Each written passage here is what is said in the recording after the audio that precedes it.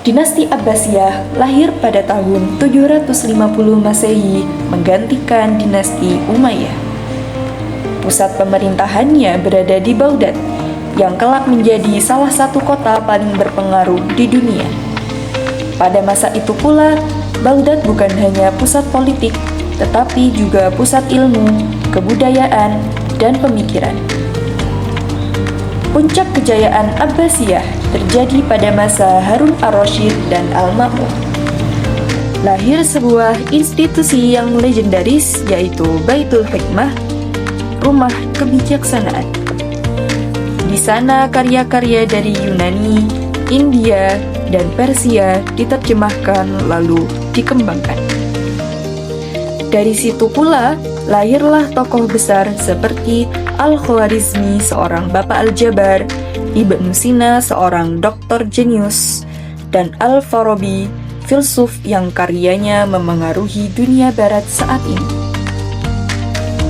Dinasti Abbasiyah mengajarkan bahwa kejayaan bukan hanya soal kekuasaan. Ia lahir dari ilmu pengetahuan, dari keterbukaan, dan dari keberanian untuk belajar dari peradaban lain. Tapi semua itu tetap berdiri di atas keyakinan agama dan budaya yang mereka jaga. Kalau kita tarik ke kehidupan kita saat ini, khususnya di Indonesia, kita dapat melihat kondisi yang serupa, namun dapat dikatakan berbeda pula. Kita memiliki sumber daya yang besar, keragaman budaya yang luas, dan jumlah penduduk yang banyak. Akan tetapi, semua itu bisa jadi tidak berarti jika tidak dikelola dengan ilmu. Bayangkan jika semangat Abbasiyah kita terapkan di Indonesia. Pendidikan kita bukan hanya soal hafalan, tapi juga melahirkan penemuan.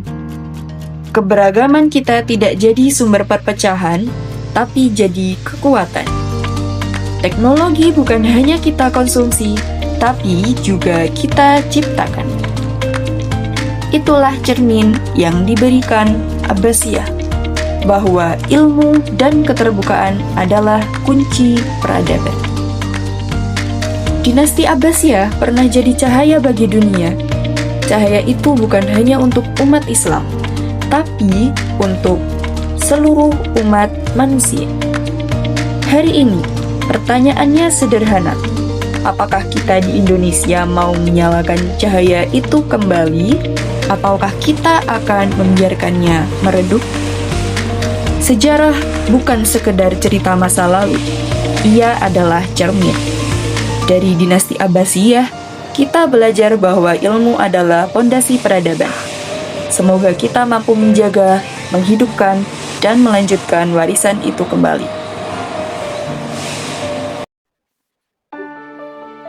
Oh, jadi gitu sejarah dinasti Abbasiyah. Padahal selama ini yang kita tahu, kalau orang bicarain tentang dinasti Abbasiyah, pasti yang kita pikirin pertama kali ya perang-perangnya aja. Sekarang dari video tadi, sisi lain dari dinasti Abbasiyah atau sejarah Islam itu yang menggambarkan ilmu pengetahuan, budaya, dan juga peradaban. Iya. Bayangkan kalau misal nggak ada tradisi tentang keilmuan, wah kita akan kenal-kenal aja nggak? Ilmu kedokteran atau bahkan perpustakaan. Semua itu ternyata tidak lepas dari sebuah kesuksesan yaitu dinasti Abbasiyah. Oh, jadi Abbasiyah itu bukan cuma penguasa ilmu saja, Iya. tapi juga penguasa ilmuwan juga. Iya, kenapa ya Abbasiyah kok negaranya tambah maju gitu?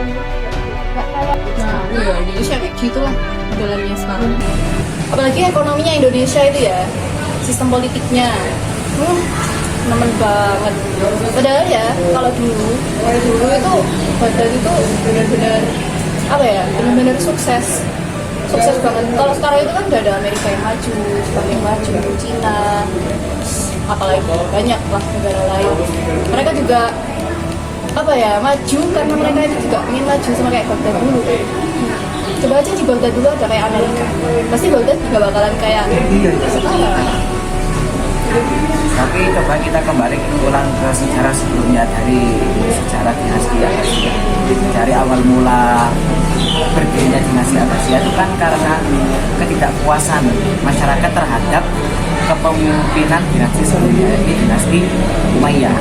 Nah, ini bisa berdampak juga pada kondisi negara kita saat ini jikalau sebuah pemerintahan atau sebuah negara hanya mementingkan kepentingan politik saja, sedangkan mementingkan kepentingan politik saja, politik. tetapi tidak mementingkan kepentingan sebuah peradaban manusia, kesejahteraan masyarakat. Terus kalau misalnya Abbasiyah dulu kan juga perdagangannya kan lumayan jos kan. Iya. Iya. Apalagi itu kan juga mereka buka jalur perdagangan kan kemana aja itu, ke luar negeri. Sekarang orang-orang kalau pergi ke luar negeri buat kayak cari ilmu, kalau dulu kan Abbasiyah luar negeri buat cari ilmu kan tujuan utama. Sekarang mah bukan. Wisata doang. Wisata doang. Atau tujuan utamanya pengen kabur dari Indonesia kan. Gara-gara Indonesia negaranya kayak Rusak. Tapi dari sejarah itu kita bisa mengambil hikmahnya. Sepertilah contoh dari kepemimpinan Abu Abbas As-Sofah. Dialah yang pelopor terbentuknya dinasti Abbasiyah seperti halnya pada negara kita, yakni ialah Insinyur Soekarno. Dialah pelopor terbentuknya dinasti Abbasiyah dan dilanjutkan oleh keturunannya. Juga dinasti Abbasiyah tidak hanya pada zaman Abu Abbas As-Sofah, akan tetapi turun ke penerusnya atau yang disebut dengan sistem monarki. Sistem monarki itu beda pada negara kita. Nah, puncak keemasan telah terjadi pada Harun Ar-Rasyid, Al-Ma'mun, Khalifah Al-Ma'mun, dan sebagainya itu.